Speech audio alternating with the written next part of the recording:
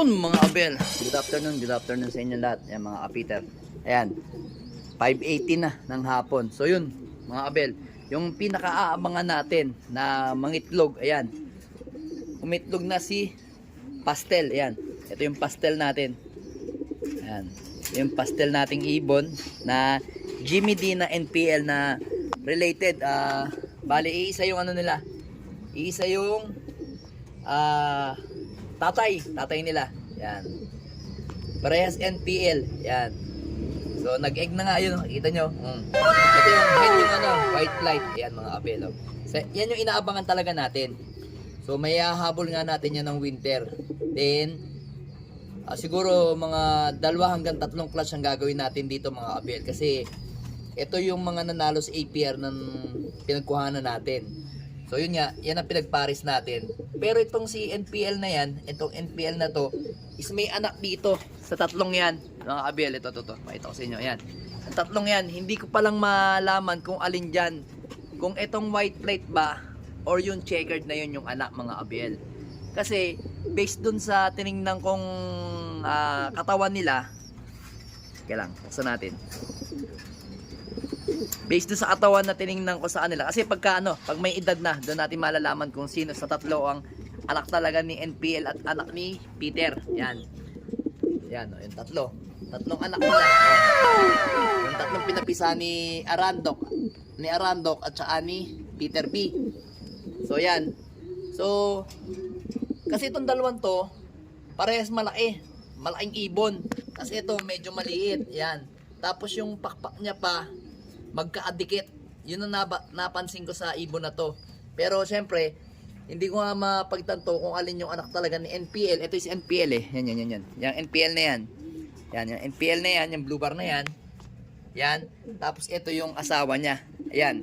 Itong Arandok na to. Yan. Yan. Yan yung Arandok. Pero si Arandok na to is naglalabas ng white flight. Blue bar white flight kasi naglalabas to. Kasi yung dating nga asawa, ito si Peter B, naglabas sila ng blue bar white flight tsaka checkered na white flight. Kaya ang napapaisip ako, baka itong white flight na to, yan yung anak nila ni NPL. Ayan yan. Ibon na yan. Oh. Yan oh. Kita nyo, ganda oh. May puti sa batok oh. Yan oh.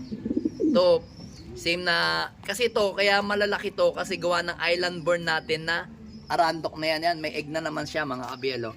So, kasi ang sisingsingan pa nating ano dito is 12 singsing pa ng winter. So kaya naghahabol tayo. Yan mga abielo. Ito sigurado parehas kasing malaki. Pero to nasisigurado ko to anak ni NPL ni Peter B. Ito lang yung checkered, tingnan natin. Kasi yung huling inanak nito na checkered, mga abiel, nanalo ng South first overall sa 4 laps namin. Then yung isa pang checkered, yung si Palawi natin ganyang checkered pero mas dark dyan. Ngayon, tingnan natin kung talagang silang dalawa ang magkapatid. Abel yan. Kung magkapatid talaga yung dalawa yan, tapos ito yung anak ni NPL. Yan. So, palalakihin lang natin sila ng ano. Hindi pa nga makapag-vaccine kasi nga, ayun o. Inaabangan ko yun. Ay, baka magkastahan yung ibon natin dito mga Abel. Yan. Baka magkastahan. Kasi Thursday ngayon mga abel. Yan, nagpapakain tayo ngayon sa mga ibon natin. Kaya lang mga abel, meron na akong gagawin sa ano. Bibigay kong ano. Oh, doon sa mga nagtatanong sa akin ha. Ano daw binibigay ko sa ibon ko?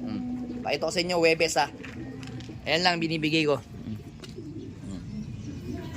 Yan lang, pula-puti lang mga abel. Pula-puti lang. Pero maglalagay tayo ng patoka mga abel. Kasi parang hindi nila type yung ano eh. Lagyan natin ng lights kasi medyo padilim na. Gusto magpakas kasi ano. Lalagyan natin patoka.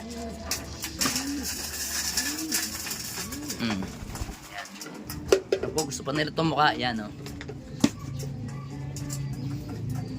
Ngayong Webes, yan lang yung binibigay ko sa ibon ko. Wala namang mix. Wala akong mix sa Webes. Oh. Regular feeds lang. Yan. Ayan, ito. May halo siyang ano. Small seeds. So alam niyo na yung small seeds na yan, no? So yung mga small seeds ang binibigay natin. Ito yung ating binibigay, multivitamins at calcium lang.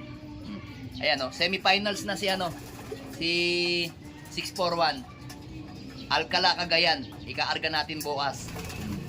Kaya minomotivate natin maigi. Then itong mga ibon na to, itong si Checkered na yan, si Peter 3 at saka si Peter 2 na yun, tumaas na yun, kaarga naman natin yan bukas sa first lap young bird ng Del Gallego ng PUF. So ito, alam ko may kumukuha na nito kasi ito hindi ko i-entry ng derby mga kabel plano ko to may kukuha kasi dito kaya nagdadalawang isip ako, depende mamaya ako magchat-chat siya, pero kaargahan ko din ng yan, bibigyan ko rin ng vitamins para sigurado. Yan, kumakain yung mga ibon natin na yan, Then yung si Juana at saka si Blue Bar na yon, na si Kup-Kup, saka yun, isang Blue Bar na yon, na si NPL. Sabado pa naman ang kargaan yan. Itong Blue Bar na to. Kailangan ko lang bantayan mga abel kasi baka magkastahan sila. Kaya bantay sarado ko. Bantay sarado ako sa mga ibon ko ngayon. Then teka, lock muna natin to mga abel, baka biglang makawala. Hirap na. Hindi pa naman marurunong sa atin to mga NPL natin. Pati to, lock natin. And lalaki na ng mga young bird natin mga abel. Pero ito, abangan natin to mga abel, baka biglang magkastahan. Nahirap na. Babataas ng babataas si 641. Then ito mga young bird natin ng summer. Ayan mga abel. Yun yung mga naka-viewing. Ito yung natin. Johnson Arandok natin. Ayan. Ito pa yung isang kak. Ayan.